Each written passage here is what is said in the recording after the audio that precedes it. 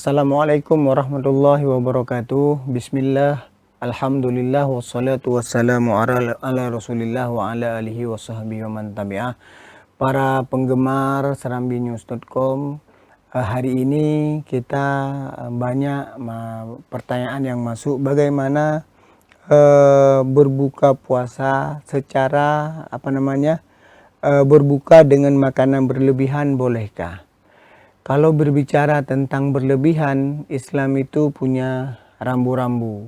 Rambu-rambunya apa? Khairul umur awsatuha. Sebagus-bagus urusan itu awsatuha. Nah, terkait tentang berbuka puasa itu, sebenarnya pada hukum dasarnya semua makanan yang kita makan itu hukumnya mubah, dibolehkan. Selama tidak ada dalil-dalil syar'i yang lain yang mengharamkan makanan-makanan tersebut.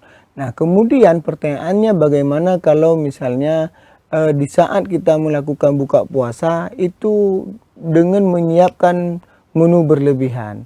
Maka jawabannya dalam Islam itu dibenarkan selama tidak ada unsur-unsur mubazir. Karena al-mubazziru ikhwanu syaitan, karena mubazir itu adalah temannya syaitan. Maka berlebihan itu sebenarnya kita harus sepakati dulu bagaimana barometernya.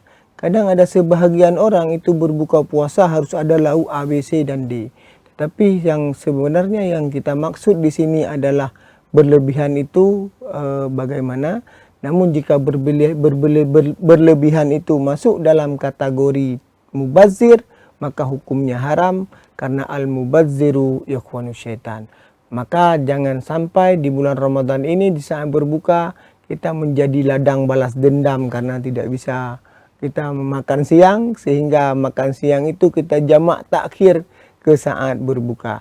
Maka puasa yang bagus, berbuka yang bagus adalah sebagaimana ketentuan Islam, khairul umur awsatuha, enggak terlalu sedikit, enggak terlalu banyak. Kalau terlalu sedikit tidak sanggup beribadah qiyamul lail, terlalu banyak juga akan membawa kekenyangan. Kekenyangan akan membawa kepada kasal, akan membawa kepada malas dalam beribadah. Mungkin hanya sekian yang dapat saya sampaikan. Akhirul kalam, wallahul muwaffiq ila aqwamit thariq. Wassalamualaikum warahmatullahi wabarakatuh.